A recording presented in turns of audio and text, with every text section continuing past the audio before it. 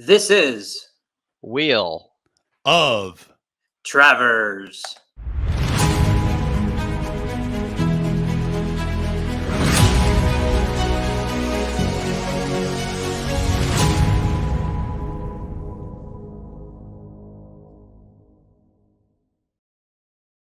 What's up, everybody? Colin Sheehan here with Trust the Profits. Vinny, we have grown by a third, and we've added a little fun here. Welcome, Matt, to the show. How are you doing tonight? doing great. Thrilled to be, joining you guys, and going to be joining you guys, I think, for a lot more of these in the future, hopefully, and having you on some of the stuff I'm doing as well. So excited to be here and excited to talk about the Travers. Really excited for this week. This is what it all comes down to. You wait and wait for Saratoga. The only sad thing is that it means that Saratoga is almost over, right, Vinny? Yeah, yep. I mean, the end of the meet is near, but we wait all meet for this day. So, and it's always a fun day, especially I've been going every year, besides the one year they didn't allow anybody in. So it's always a blast. Win or lose, it's always just a fun time there.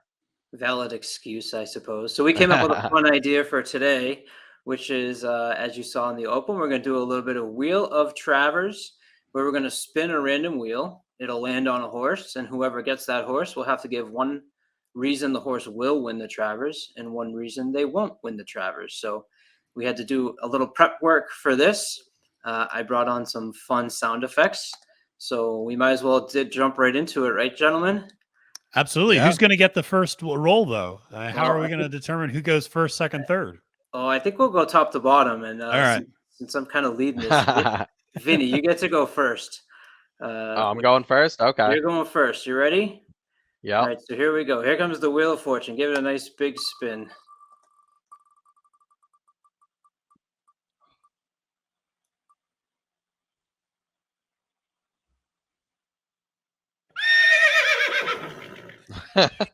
Here we go. Vinny gets Artorias. I'm going to remove Artorias from the wheel.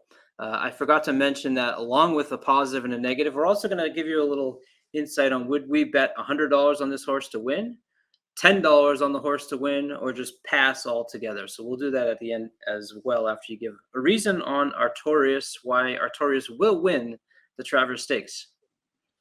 Well, he already has a win over the track, a very impressive win, and he's improved in all three of his career starts. I can keep going. I actually really like Artorias on Oh, let's Saturday. hear it. Let's hear it. I mean, if you love him, let's hear the reasons. He's actually probably going to be my top pick. I really like him. I've liked him since his debut. He his pedigree is phenomenal. He's a Juddmonte homebred. Airgate obviously holds the record for fastest time. It was his sire, but his curling just looked great. I mean, there was never a doubt at any point in that race that he wasn't going to win. He won very, very easily. He should only appreciate the added distance. He's improved in all of his starts. He gets Irad, who's the leading rider. This kind of seems like it's Chad Brown's year. That if Chad Brown does not win the Travers this year, there's I don't know if he ever will. He's got a stacked barn this year to win it, and I actually think this is his best horse. Well, hope you don't get beat by the other Chad in this one. Yeah, so I would put especially at the price, because you're probably going to get every bit of the 9-2 morning line on him, in my opinion. Because of the lack of experience, right? Yeah, and I would definitely put the $100 to win on him. So how about a negative? Why this horse won't win?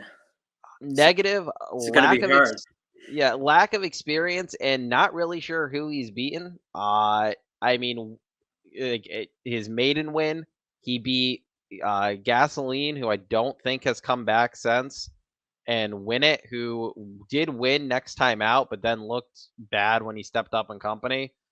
And in the Curlin, he beat Gilded Age, who's also in here, who is the highest odds on the morning line. So not really like an inspiring confidence builder there. And also he beat Creative Minister, who just ran at Parks in the Smarty Jones and ran absolutely terrible as the 8-5 favorite or 6-5 or something. He went off at. He did not. He ran third and just he was never in a contention to win. So I don't really know what he's beat. but he's beat who he's beat pretty easily, in my opinion, in both of his wins. Even though his maiden win was only by less than a length, he was driving, and there was never a doubt he wasn't going to get there. So I would say lack of experience and not sure who he's beat are the two big negatives on him. $100 a win sounds like from you. Yep, I'd put $100 to win on him. How about you, Matt? Yeah, I'd probably put 100 to win on him. Also, I may be less confident than Vinny in what you're going to get come post time. I think he's going to take money. I think everybody knows this is the best Chad horse, and I think there's going to be a lot of money going to him.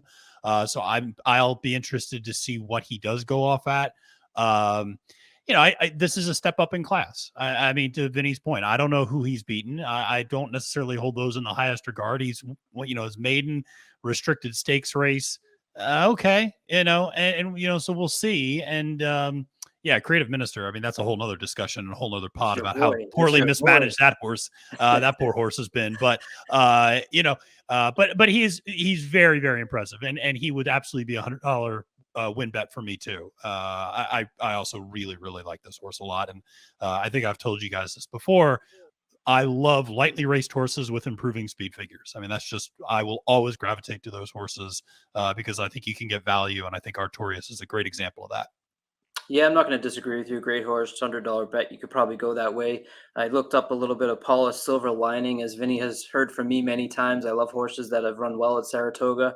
Mm-hmm. Paula's Silver Lining has a first and a second at the Spa, including a grade 2 win. But because I haven't slept much and I'm going to be a party pooper, $0 from me. Who is this horse beat? My God, Creative Minister and Gilded Age was 30-1, and you're going against Epicenter and Zandon. Please, you guys, come on. I've had enough of this. All right, Matt, you're up. Here we go. All right, you ready? Let's see who I get. Yeah.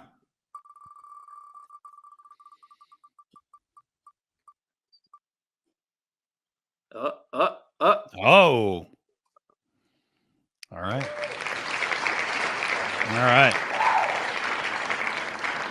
So I get one of the other two Chads, and Zandon, big fan of Zandon actually at 5-1 on the morning line. I actually like those odds quite a bit. I think the case for Zandon that you can make is twofold in some ways. First, it's important to remember that Effort of the Jim Dandy was the first off the bench in a little while. This will be second off the bench. You're bound to see some improvement. I think this horse will take another step forward. The other thing you saw in the Jim Dandy was Zandon do something you rarely see him do, which is be forwardly placed right, stalking kind of in second position throughout. Typically, Zandon's a deep closer. Remember that from Bluegrass, that huge move he made down the backstretch and around the far turn. And so, showed some versatility there. Now be able to come back. I think a larger field is going to help Zandon in a lot of ways, be able to sit a little mid-pack, a little further back and make that run. And so I think that's good. The other thing I like about this horse, breaking from the far outside. This is a horse that has had sneaky gate issues, and I always like getting an outside gate for horses that have gate issues because there's nobody to their outside. If they break out, it's not a big deal. There's just a lot fewer excuses. So I think Zandon, there's some reasons to like him in this spot. That's the argument I would make for him. The case against him is he's never gotten past Epicenter. And that's a problem because Epicenter's in this race. And so that is an issue. The Bluegrass may not be that great of a field, maybe. If you look at it, Emmanuel, who finished third, is a better turf horse. And you all know how I feel about Ken McPeak horses. So Smile Happy, is not a horse I necessarily hold in the highest regard. And I also just kind of feel like Zandon is maybe the 2022 version of Midnight Bourbon. Just a really good horse that just will consistently give you a good effort and finish in the money, but just doesn't collect a lot of wins. That said, at 5-1, I actually really, really do like Zandon quite a lot. And I'm kind of falling into a routine because I really, really liked Midnight Bourbon a lot last year and wasted a lot of money on that horse. But I loved him to death. And so I probably would put $100 on Zandon because I think there's, you're going to get 5-1, I think, on him, if not more. And so I just like the return on investment there. So I'll put 100 down on Zandon, but that's just my 2 cents. Vinny, you're dropping a C note on Zandon? At the odds, yeah. I mean, if he was going to be like 2-1, if he's going to be like 2-1 like he was in the Jim Dandy, absolutely not. Right. I feel like at like 5-6 to 1, he improved off the bench. He took a couple months off after the Derby, came back. He ran his highest career fig in the Jim Dandy, which is encouraging off the bench. At the price, I feel like you have to. I do think he does. I think Midnight Bourbon's like a perfect comparison. He does everything right. He just doesn't win, and it's like at some point maybe he'll get one. I don't know if it's today, but like I said with Artorias, this seems like Chad Brown's year. Like one of these Chads, I think, has to win, or he's never winning winning this race. So I'm in. I'm in with $100 on Zandon as well. Yep, Matt stole my notes. You stole my bet, so we're covered. Definitely $100 to win on Zandon. Definitely, this horse at a good price is worth putting $100 on. It's not sneaky gate trouble. It's right in the notes. This horse has had terrible breaks, and when he doesn't break, he's actually still ran pretty well. You guys are holding the Kentucky Derby against him. My God, I'm not. He could flip the table on Epicenter. And if you go through my Twitter timeline, I mean, I've been fan Epicenter from day one. So I'm really happy to see him come to what I consider my home turf in Saratoga and take a win. But if there's one horse, I think that, everyone, it's kind of one of those horses that, okay, yeah, Midnight Bourbon, right. But maybe he does finally turn that table. He's been close enough that I think he could finally do that. So I am going to put $100 on Zandon. We should say this is mythical $100, right? I'm not sitting here dropping $100 on five different horses. We're throwing money at this. We should have a disclaimer. It's El Hombres and the money. Right. He has the. I don't know if you guys were watching back when who is it? Wicked Strong ran in the Travers. That's the kind of vibe I've been getting from Zandon, where it's like this probably might be his race, and he'll probably get beat by one of his stablemates, and he'll never run. Like he'll probably run a career fig here, and he'll run second, and he'll never run it again. And like that's what it just. I feel like he has that vibe of like the Midnight Bourbon, like those type of Tacitus. Yeah, who ran his heart out at the Travers last year. I mean, just that was such a close finish between he and Essential Quality last year, and one of his best efforts that you could possibly imagine. And just as always, was a head short. And you're just like, all right, well. So that's $300 for Zandon from us. So we'll see if anybody else can check all. We're moving the lines with these bets. Zandon plummeting with our $300. Before I spin the wheel, one thing I'll mention that wasn't mentioned: there's only 3 horses in this race who have 3 triple-digit, and I use Brisnet speed figures in a row. And the only 3 horses to have 3 triple-digit Brisnet speed figures in a row are Zandon, Epicenter, and Early Voting. So we'll remove Zandon from our Wheel of Fortune, and I will spin the wheel, and I can guarantee I'm going to probably get Ain't Life Grand, who I don't know anything. Oh, look at that. All right. Oh, nice. Right. Oh, interesting. Nice. I like it. I will say I added sound effects, but I didn't know what they were. I just selected out of the list, and I don't even know what that one was called. I was hoping to be a little bit more exciting than that. Cyberknife's like such a funny horse, and I was glad to be on him on the Haskell, both in our Tour de Force betting. I had him in the Sport of Kings, all the little free contests that I do. Cyberknife kind of stood out to me in the Haskell race. I'm going to like the price. I love that if you toss his Kentucky Derby, right? I mean, to me, the Kentucky Derby is like, everyone gets so crazy about this race. And if you win it, you hear about Rich Strike forever, right? And if you run poorly, you kind of get this bad rep. Let's just take out that Kentucky Derby. And he's run really well. I know that some of the competition, the last race was certainly pretty strong. I mean, we've heard about how Matt loves Jack Christopher. Taba, I think you can I'm not a big fan of Taba. And one thing that I like here is I think that Cyberknife can possibly be the pace. There's not a lot of speed in here. There's 2 horses that I wrote down that are speed, which is obviously Early Voting, and I think Epicenter will be close. Cyberknife early in his career has shown that ability to sort of be on the front. And if those three go, I think that those three may be able to hold on to that, other than these ones that you're throwing out there, which we'll get to later. Um, the one reason I'm not a huge fan of Cyberknife, and this is, yeah, I got to find a reason not to. As I've said, horses at Saratoga, it's a little bit of a wild card when they show up for that first race. Are they going to like the surface? Are they going to do well on it? Or is it just going to be, as we call the graveyard of favorites, although Cyberknife obviously not going to be a favorite here. Because of the Haskell, I feel like I've kind of fallen a little bit in love with Cyberknife, unfortunately, and sometimes I tend to do this. So I did put that I would drop 100 on him, but I feel like this might be a heart play, and I know where I should not be playing is my heart. So you guys got to talk me off the ledge here. Vinny, are you dropping 100 on Cyberknife? Because I don't think you're gonna, right? No, I'm not, but I did I like him a lot more than I thought I would coming out of the Haskell.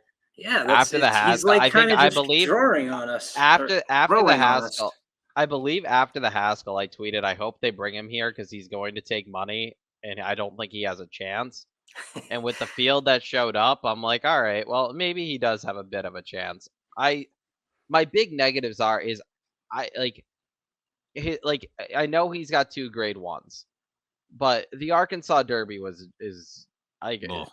yeah, I'm drawing a line right through the Arkansas Derby as a grade 1. Like, okay, he beat Secret Oath, great. Like, we've seen what Secret Oath is. Like, she's a good filly. So he beat Secret Oath. And then the Haskell, with a better, I still think with a better ride, Taba gets there and wins. I think there was no doubt in my mind Taba was the best horse that day.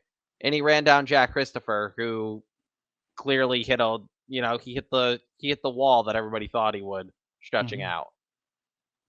Yeah. Did he really beat anybody there? So yes, he's a 2-time grade 1 winner, but it's it's not he wasn't running against it's not like he was running against anybody else that was super considered top of this class. I mean, I guess you could say Taba, but he's still that was his 4th career start, Right.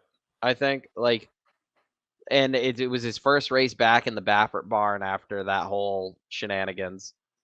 So I just don't. I think he kind of falls into the same boat I think Artorias does, where I don't know what he's beat because the Matt Win was bad. I mean, that field was terrible. So, but he seems to find he's a horse that likes to win, though. I guess I can't take that. 9 starts, he's got 5 wins in 2 seconds. The horse knows how to find the wire. So that would be my positive. I just like too many. I like too many others in here who I think will be better prices to get to put $100 on Cyberknife. But I mean, for personal betting, he's gonna be in my exacta and stuff that I play in my trifecta. So I will. I hear all of Vinny's points. I hear all of Colin's points. One of the things about Cyberknife that I always end up going to, which is, in my experience, when you get excited about 2 horses, or you get excited about some of the favorites in a race, or some long shots, it's always at those moments that Brad Cox and Florent Giroux show up and just take a giant dump all over your plans. And I said this to anybody who was listening before the Haskell. I said, you watch. I said, everybody's excited about Taba and Jack Christopher. I said, Flo and Brad Cox are going to show up and just completely take the air out of the building. And that's exactly what they did. And they have a tendency to do this in big days. Brad Cox shows up on big days. And wins. And, it wasn't just Nick Sco and Essential Quality. I mean, this happens a lot, and not just with colts. I mean, he has some females who've kind of done this as well. I think Cyberknife, it's important to point out, is still maturing. I mean, he was a really immature horse in a lot of ways. And I think, Colin, to your point, I actually think he's going to sit a little off. I do think the inside, post position, he's going to need to get sent a little bit so he doesn't get too far shuffled back. But I think as he's gotten more mature, he doesn't need to be on the lead quite as aggressively, and that he's kind of learned to relax a little bit more when he runs, and can kind of come from off the pace. And so I think the best races of this horse's career are ahead of him. And I don't think we've seen the best of Cyberknife yet, which, if you tell me that, and you say he ran a 102 Buyers last time out, then that's pretty impressive that he can improve on that this time. I don't necessarily think he will. And I also had the same point that Vinny did, was I'm not sure about the caliber of competition necessarily, and where he has won. So I'm kind of out on putting $100 on him, but I think there's a strong case to certainly make for him in this race.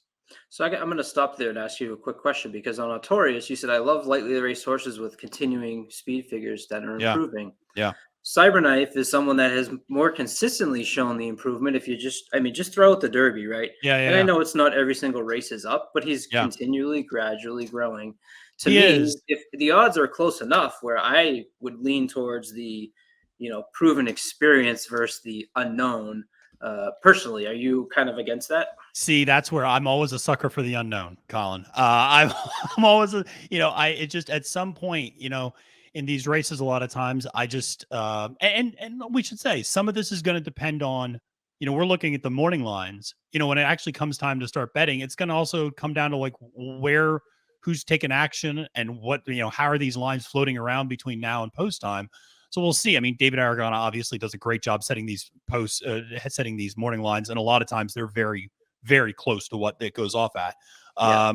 But I just, Cyberknife, because of that immaturity, yes, everything I just said is true. He's getting more mature. It's still a question mark, though, with him. He can still be a head case sometimes. And I do worry about that. Does he get lathered up? Does he get worked up, before the race? Does he wash himself out? Those are things I just worry about with him sometimes.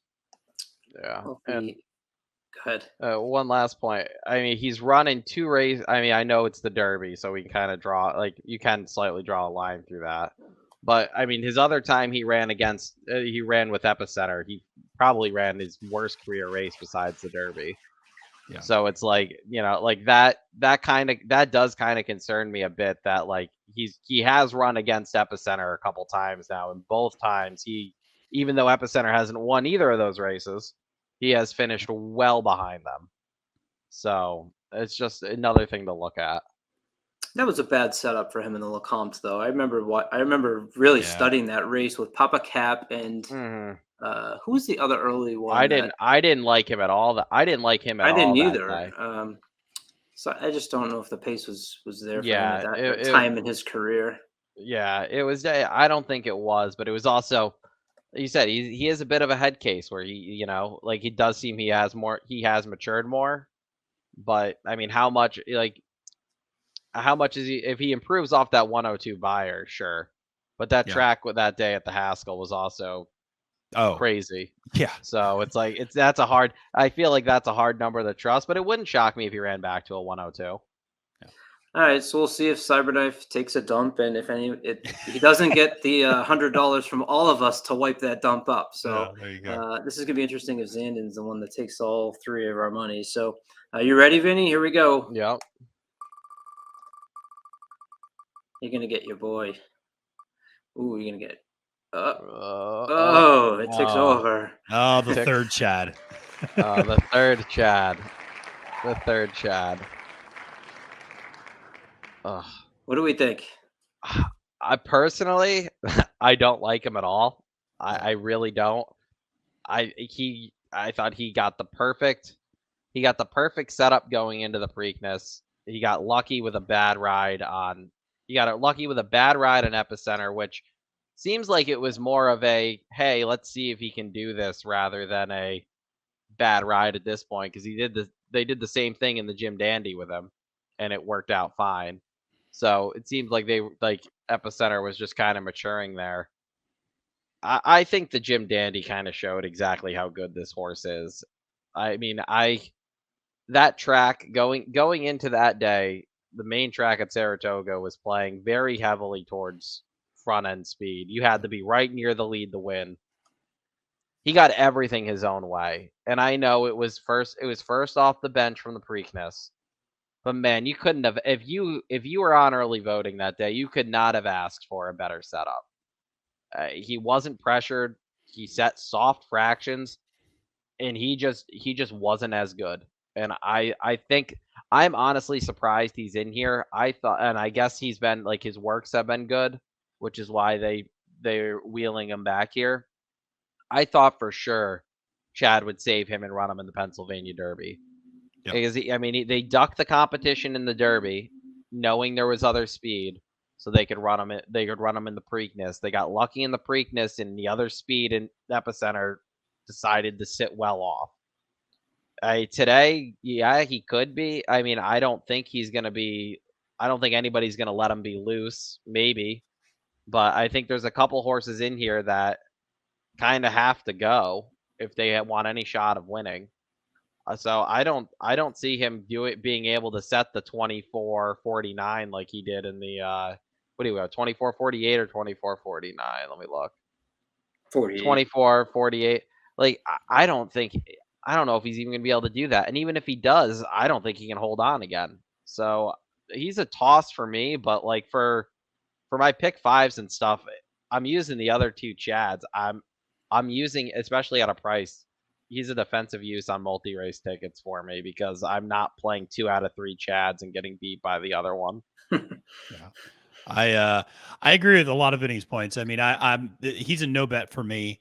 The only way you're going to get me to, tell me that he's going to win is, and in my opinion, at least, early voting needs to rate. I actually think that's when he's best, is not being on the lead. And I think that's a problem because he's got significantly better early speed than most of the other horses in this race. Now, he said he had that before the Preakness too. And there was a very conscious decision in the Preakness to sit off of, I believe, our Magnac, who went to the lead in that race. And that I think benefited him because even Chad said, I remember leading up to the Kentucky Derby, he said, well, he gets lost on the lead a little bit. And this is a horse that just, I don't think does well in the lead, but has speed to put himself on the lead. And it's just not a good setup. I just don't like it. And I made a comment earlier on social media where I said, I'm not going to bet early voting until I see another rabbit in the race, basically, like somebody that he can just kind of follow around the track. And then, sure, then I think maybe there's a shot for him to have a target to run at. But I just don't like him here. I do think if you're looking for an argument, Vinny brought up second back from a brief layoff. And I think maybe you can sit there and go 4-horse fields, maybe are a fluke sometimes. Like it's just a weird dynamic when you have 4 horses racing against each other. We see that out at Del Mar sometimes, or Santa Anita out in the West Coast, where, it flip-flops from race to race. It just, the race dynamics change so dramatically in those instances. So maybe you go, that Jim Dandy was a fluke and he's going to get a different trip this time out, but he's a no bet for me. Yeah, no bet for me either. Team Epicenter wants to beat down this little brother who I'm pissed off at for beating me in the Preakness. No thanks. As I said, I use Brisnet speed figures. I know they're a little bit different than Bayer, but 3 declining speed figures. So although the last 3 have all been in the hundreds, 111, 104, 103, ran at Saratoga, didn't, he finished 4th. I hope Epicenter just runs his pants off again because he's just the horse that ticked me off in the Triple Crown because I really believe Epicenter is the best 3-year-old. He ran the best race in the Derby. He got trouble in the Preakness, and then you're not going to run him because of, at that point, you're not going to run the Belmont. So early voting pass, more so just because of me not liking you. So he didn't get any of our money, right? 0 for 3? No. Good. No. Good. I love that. All right. Here we go. Down to 4. Ain't Life Grand, Rich Strike, Epicenter, Gilded Age. Oh, we got some. It'll be interesting to see where we go now. All right. Who do I have? Looks like you got the Kentucky Derby winner, Rich Strike. All right. Rich Strike. There you go. But all right. So I think with Rich Strike, I think the case for him is he's coming off the bench. He's going to be fresh, back from the Belmont. I think in a lot of ways you can cross the Belmont. Sometimes I, like you do, Colin, with the Kentucky Derby in terms of drawing a line through the Derby. I also think sometimes you can draw a line through the Belmont, 1.5 miles. These horses aren't going to run that long again. So I'm willing to do that. There's a couple of positives here. One, Vinny, you'll like this. The sire, Keen Ice. I know we both love. One of our favorite Travers was Keen Ice beating American Pharaoh. So I mean, there's the pedigree that his dad beat a great horse in this race, and so he absolutely can get the distance. He absolutely should like this race. The works also look really nice leading into this. I mean, he's put up 2 consecutive really, really sharp 5 furlong workouts leading up to this. So coming off the bench, you like to see that. And they weren't bullets, but they were just really fast. They were just really fast 5 furlongs. I don't know if he gets the suicidal pace to run into, but he should get a little bit of pace to run into. To Vinny's point earlier about early voting, like it's not going to be a New York turf race. I'll say that. Like there's gonna be some pace up front. So he should have something to run into if he takes to this. So I think that's the case for him. The case against him is I'm still not entirely sold. This horse is not just a one-hit wonder. Where the first Saturday in May just was his day and the day that he ran the best race of his life. And I don't begrudge him for it. It was a thrilling thing. But there was a reason he was 81-1. And it wasn't because everybody's stupid. Now granted, Happy Jack was taking money, so maybe everybody is stupid. But it was, it was one of those things where, sometimes we just see that with horses. Also, I do wonder, is he a little bit of a Churchill Downs horse? His only 2 wins came on Churchill Downs. And so is he a little bit of, not to compare him to a great horse like Maxfield, but, a horse like Maxfield who was like just unbeatable at Churchill Downs. And so I think there's some cases to make against him. And he's a no bet for me at 10-1. I mean, it's always tempting to throw maybe $10 on, but I'm just going to pass on Rich Strike this time. Where are you at, Vinny? Well, I have a side bet with my one buddy that he goes off at below 10-1 because he's I believe that. So I might. Yeah. So I'm hoping because I have it that he has to go off below 10-1. So I'm hoping other people are willing to throw money on him. I am not, because I would like a free lunch. It was a 1 in a million thing that happened in the Derby with him. I'm honestly surprised he's still running. I don't think he runs. I think he probably finishes last or second to last. I don't see him running well here. Nothing he's done outside of that Derby is even remotely good enough to even sniff the lead here. I don't see it. I mean, you go way back on his running lines. He did used to like being a little forwardly placed. And I don't think they do it, but I think that's the only shot this horse has is like he just, Sonny Leone out of the gate, they break well, and he just says, I'm going for it. And he just tries to put him right on the lead, and everybody else sits back thinking, okay, this horse is definitely going to come back to me. And eventually he doesn't. I really think that's the only chance this horse has of winning. So I don't think that's how they're going to ride him. So he's a pass for me. Yep, I would agree. I was just while you guys were talking, I figured I'd click on Keen Ice because I was curious, right? As you said, Keen Ice had the big race, beating American Pharaoh, tearing the hearts out of everybody. And I think if Rich Strike wins this race, Twitter's going to be awesome for the half hour after him winning this race, right? I'm going to have to turn my phone off. I can't. My phone because I had Keen Ice that day. And after the Derby, the amount of messages I got from just friends that don't watch horse racing at all besides the Derby that said, how didn't you have the Keen Ice horse? Was just just burying. It just felt terrible. And I can't do that. I can't do that again. This horse can't win again. Well, just looking back at Keen Ice went into the Travers that year with 1 win. That 1 win was at Churchill Downs. So a little interesting because I was curious, how did Keen Ice do at Churchill versus Saratoga? And as you said, Rich Strike's only won it at Churchill. So maybe you get a little if you're into that type of stuff. Yeah. So you guys have just see it a little bit differently as far as pace is concerned than I think I am, because I just have written down that there's not going to be the pace that this horse is going to need to close into. And so that was kind of just how I had to make a decision on Rich Strike. That was it a fluke on Kentucky Derby Day? You have to have some talent to win that race, even though I'm always crossing it out. And maybe that horse, maybe it did just have that great day, and that'll be it. As some people said, this horse will never win again. Do you think the horse will win again? I think they're gonna. No. You don't think so? You think this will be the end of the road as far as racing? I mean, I think they keep racing. The issue is he won the Derby. you can't wheel this horse. You can't wheel the Derby winner back in like the Oklahoma Derby or something like that. Right. Like he's gonna go here. As long as he comes out in okay shape here, he's probably gonna go to the Pennsylvania Derby or one of those other races, and then Mhm. they'll probably wait until the Classic with him, and he'll probably be retired after the Classic. I like every time they run him and he does not do well, it just hurts and hurts his value. Yeah. Which honestly, the Derby Which winner doesn't always bring in a huge stud fee. But I mean, if they just keep running him and he keeps, running sixth, seventh, eighth, like and running these subpar numbers, I mean, there's gonna be nobody interested in him. Like we're gonna end up seeing him be like an Iowa, like basically like he's gonna be like standing in like Iowa and like everything out of him will be like an Iowa bred.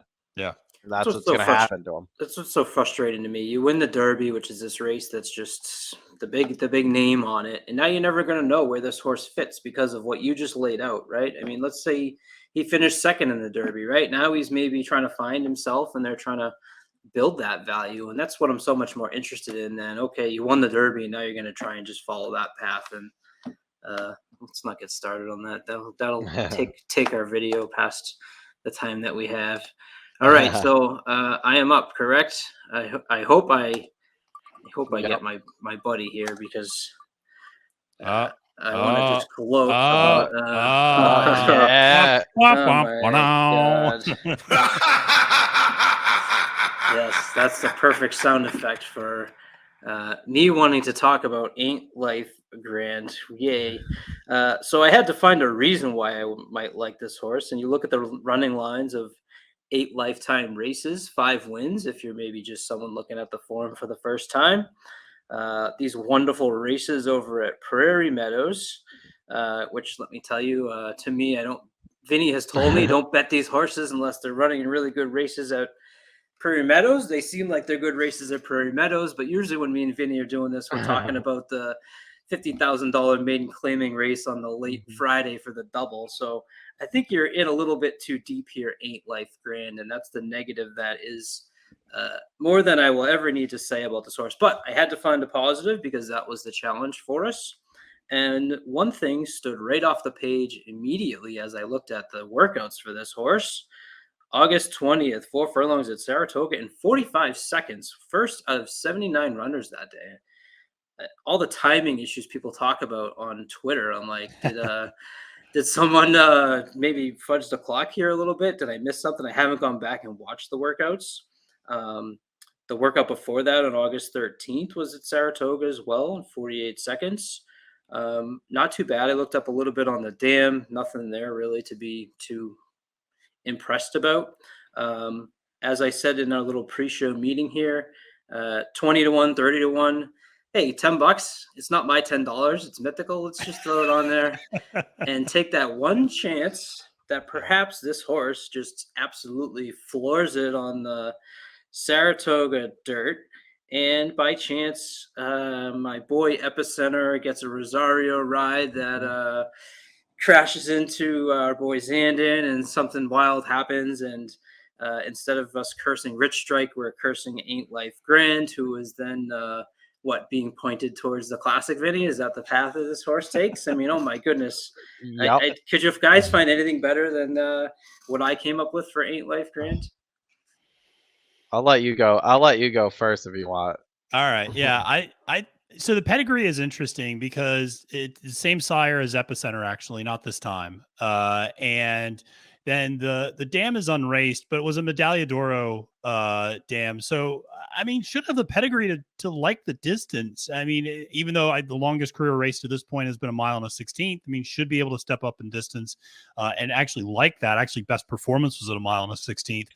If this horse can build off the Iowa Derby performance where it put up a 98 buyers figure, maybe it can hit the board. I think, you're talking about, that's kind of maybe the upward ceiling in my opinion. I did notice that bullet work. And that's actually, I think, one of the reasons why Vinny and I see the pace being a little bit different, because I think they're going to send this horse because I think they realize that's the only path is to get this horse on the lead and to use this horse's natural speed. So I think Ain't Life Grand can potentially, push early voting. And the question is, does he is he the rabbit for early voting? And then that changes the dynamics, because everything we just said about early voting, at least for me, you kind of have to toss, because I like him when he sits second. So, we'll see. I think the case against him, though, is he's going to have to run off Lasix for the first time as well. So, that's kind of a big one to take a look at. And, hasn't, like I said, hasn't run over 8.5 furlongs yet. So theoretically should like the distance, but it, hasn't proven it yet. Unknown. You love that. What are you talking about? Yeah, there's unknowns and then there's unknowns. And this is the latter. So I would put $10 on him, but it's not. It's more of a. It's just more of like a hunch play.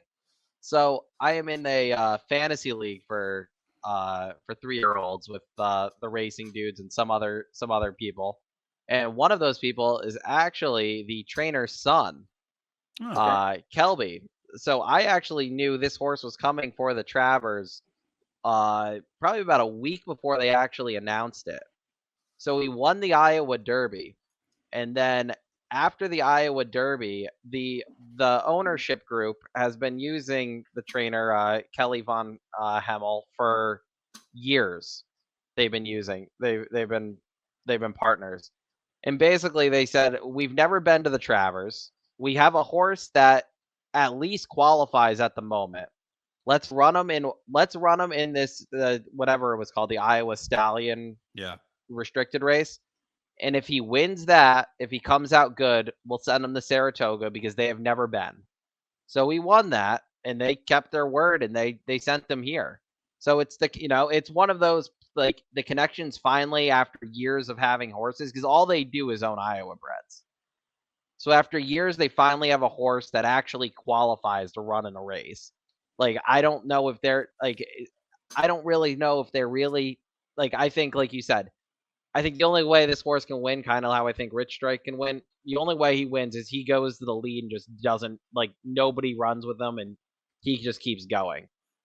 But yeah, I'll put 10. I mean, because the son's in my fantasy horse racing league, I'm gonna put $10 on him, because if he does win for some reason, I don't want to be left out.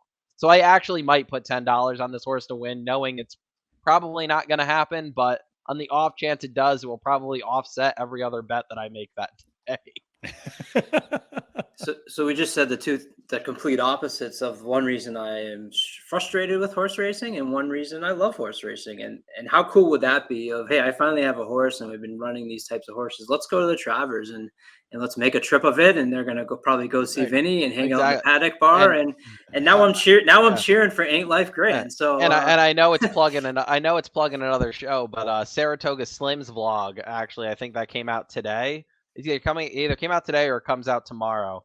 They had already sent me the link, so I think it's already out. Is like a whole vlog with the trainers and everything like that of Ain't Life Grand, like on the whole thing. So if anybody else is interested, check out Saratoga Slim's vlog on it, because it was very good, and it makes you kind of hope the horse wins. Yeah, I love those types of stories. All right, ready? All righty. I forget who's up. I think it's Vinny, right? Vinny, right? Because I got Ain't Life Grand. Yeah, I think this is appropriate. All right, here we go. Gilded Age. Here we go. Oh yeah, that's appropriate. Nailed it. Vinny's speechless. I honestly don't even have a positive I can say about him. I really don't. He's very clearly a cut below. Yeah. His best career race was a 4-length difference between him and Autorius. He is just never. I think he's one of these horses that I think after this race, they're trying him here because it's the logical spot. I think we see this horse in a lot of the ungraded stakes, like high level allowance races from here, maybe an occasional grade 3 from here on out. After this, I just think this is way out of his league, and I think he would need a huge pace meltdown to get there. Yeah, I think I don't disagree. I think that the only argument I could make for him was this will be third back from the form cycle after Maidan, and I know horses take a long time to recover from Maidan sometimes. And, some of them hop right back. We saw Art Collector win first race back. We've seen Casa Creed win first race back from Maidan. But we saw a horse like Shahama who won the Monmouth Oaks a couple weeks ago. I think it took her, kind of 3-4 races to kind of get her sea legs back under her. So sometimes it takes horses a little bit longer to kind of recover from that. And so that's kind of the hope, is maybe this horse makes another step forward. Is going to have to make a huge step forward, obviously. But yeah, it's hard to kind of justify this one. So this is a no bet for me as well. As I said, 30 to 1, $10, not my money. Sure, why not? So the one positive I wrote down was the price. I mean, that was the obvious one, I thought, right? I mean, this horse, do you think he's going to be 30 to 1? It might even be more than that with all these other that are in here. There's a possibility this horse has shown using Brisnet speed figures that's maturing later. So possibly as we start to hit the fall of the 3-year-old season, it's important to pay attention. Just because a horse did well or didn't do well back at the Kentucky Derby, where the maturity of a horse in May of their 3-year-old to their fall of the 3-year-old and then into the 4-year-old can be quite different. We did see this horse July 29th at Saratoga, ran second, only 4 lengths behind Artorias. I mean, the way you talked about Artorias and the way you just talked about him, you'd think he beat him like a drum, like Epicenter. He pretty much did. I know. Artorias was in hand. Yeah, he could have crushed him. I'm teasing you guys. I guess his win at Churchill, whatever race that allowance race. Yeah, Warrior Johnny came out of that race and then ran that freak race. What was it? Was it Sunday or last Friday or something? He ran like a 99. He got a 99 speed figure or a buyer figure in like a 1 1/8 allowance race at Saratoga last week. Yeah, and he came out of that race. So I mean, I guess that's the best horse that's come out of that race, and he finished Gilded Age beat him pretty easily because I think he finished like 7th or 8th in that allowance race. But yeah. Probably spent more time on Gilded Age than we needed to already. Yeah. Does the wheel spin here, or do we get one more sound effect? I feel like you set this up where the favorite's the last one we talk about. Yeah. No, I did not. It's totally random. It's supposed to be. And that is my fanfare for the winner of the 2022 Travers Stakes. But Matt, you get to gush over my boy. Yeah, well, I mean, listen, the case for him is he's a stud. I mean, he doesn't turn in a bad race. It's first or seconds every race other than his debut. There's so much versatility with him too. I mean, early in his career, you kind of saw him go to the lead, then you saw him rate, and you saw him kind of sit further back and then run, and then you saw what Joel did last time, where he kind of took him all the way to the back on a day where front end speed was king. And I think going into the first turn, I was literally laughing out loud in my apartment by myself, just going like, what the fuck is Rosario doing? Just like laughing. And just because I'm like, I can only imagine what pundits are going to say if I'm just waiting for horse racing Twitter to explode. And then he just blows by everybody and just shows kind of how good this horse is. So the case for him is, I think, an easy one to make, which is that he just doesn't run bad races. I think the case against him is sometimes he can miss a horse that's coming at him late. And so if there's another horse that's charging, kind of like a Rich Strike, sometimes he doesn't necessarily see that. That's the one you pick. Yeah, I mean, but I think the other reason that I have down here, because I had 2 cases against him, and the one was it sometimes has issues with that. The other is Joel Rosario was the other reason that I think you can go against him. And I say that with a ton of respect for Joel Rosario, an absolutely amazing jockey. But I've never seen an absolutely amazing future Hall of Fame jockey turn in so many befuddling rides sometimes where you're like, what is he doing? And so I just don't, is he going to get him in trouble? Is he going to take him too far back? Is he going to take him too far up? I don't know. He's the favorite for a reason. His running lines speak for themselves. I think, if somebody wants to go against him and say, well, he finishes second, maybe a little too much for me. okay, but he still wins a lot. And so I really like Epicenter in the spot. And so sure, 7 to 5, you're not going to make a huge amount of money. So there's no point betting $10. So you might as well bet 100.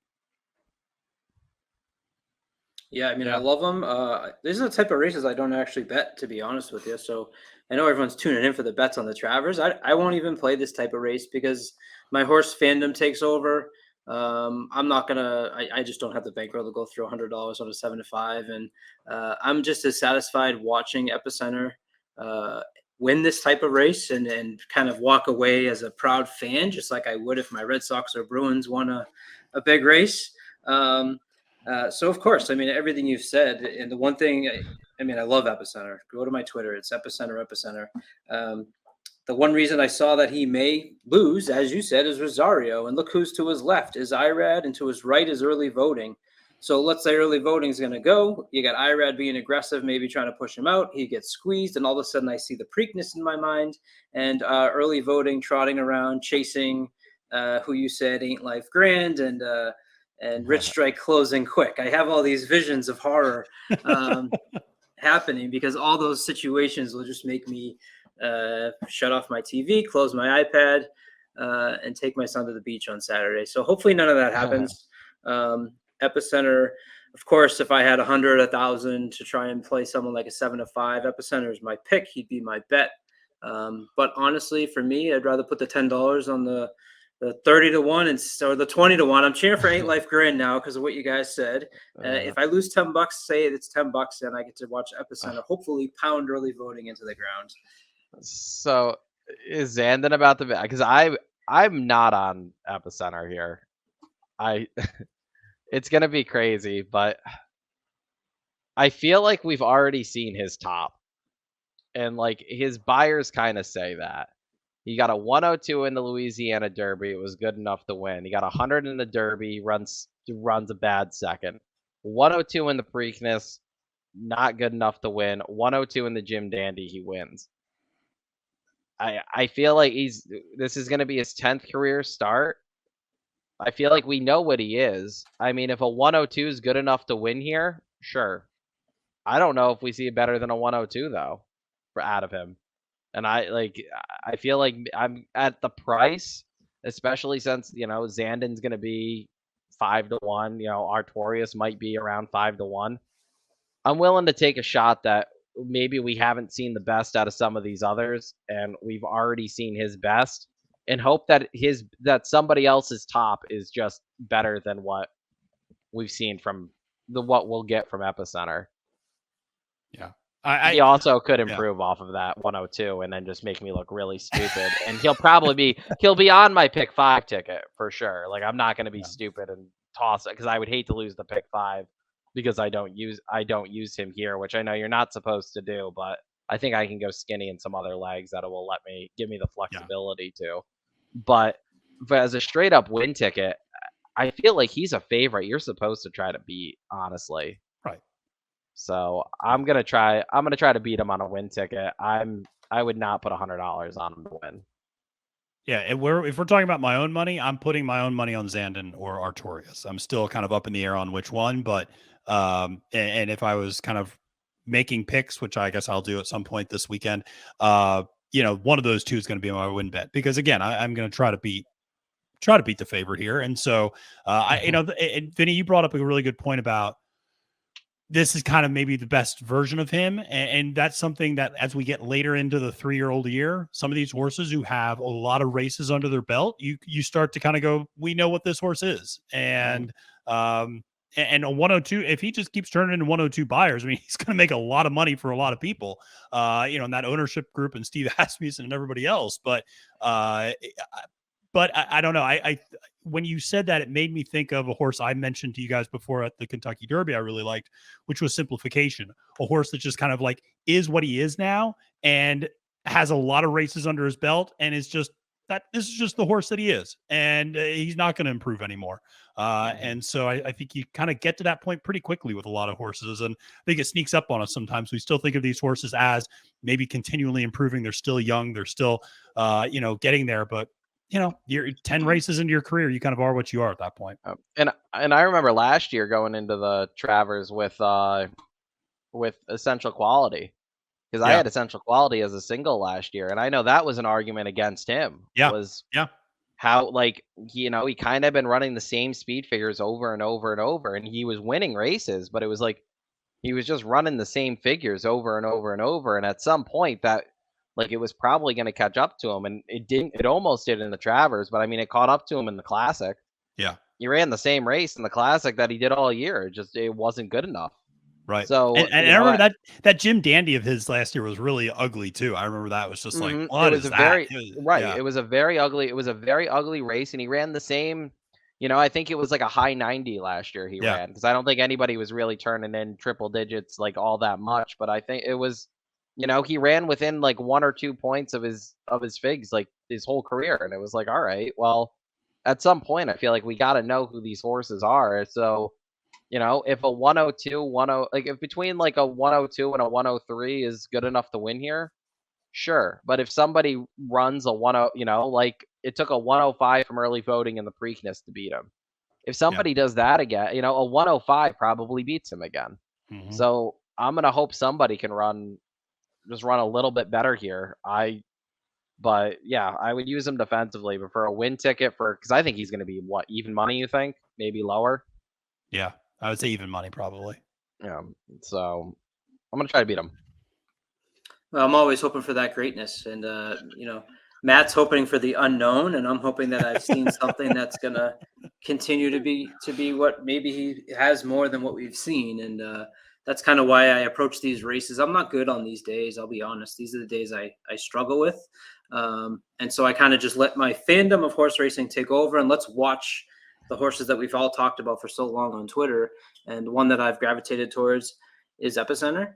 And I mean, that's how I will walk away feeling good on Saturday with Epicenter, putting up better than a 102 if that's what Vinny needs to see to continue this stretch. I think Curlin's highest at that point, his highest speed figure was in his 10th race, if you go by our speed figures. So hopefully here in his 10th race, I know he's not by Curlin, but Curlin's one of my favorites as well. So Epicenter's trending in that way of one of my favorites. So we're going to see.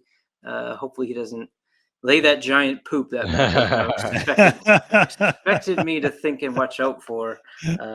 So the three of us only got $300 on one horse, and that was Zandon. And I think that is both of us thinking of a value, and I would agree. It's the same reason I won't play Epicenter is because of that value and the possibilities of what Zandon's going to go off at. If someone can beat him, like I said, that would be the one I'm worried about, along with Cyberknife. So I thought this was going to be a quick video. We just went an hour. But we didn't really make picks, and we gave some positives and negatives, and we just gave information out there, which would be great for you people all to take into consideration for Saturday's Travers. Anything else anybody would like to add before we wrap this puppy up? I'm excited to watch the undercard. Is going to be incredible. A lot of great races underneath. Jack Christopher, Jackie's Warrior, the turf races, Adamo and Broom, who was one of my personal favorites coming over from Europe. So a lot of exciting races, not just the Travers. Yeah, and the Forgo and the Boston Spa are the last two legs of the early pick 5, which I thought was very surprising. So that's kind of exciting that even that early. I know a lot of people are like, oh well, I won't tune in until the stakes races. Well, they start off pretty early, and two of them conclude your early sequence. So that's going to be exciting. That's the perfect sequence for me. Early, before all the races that I'm not good at, and that's part of being a good player is know what you're not good at and attack where you're not. So we'll sprinkle in a little stakes, and we'll hit up those early races. Good talking to you guys. We'll do this again. I think it worked well. We'll get some better sound effects for next time, and we'll stress them out. Take care.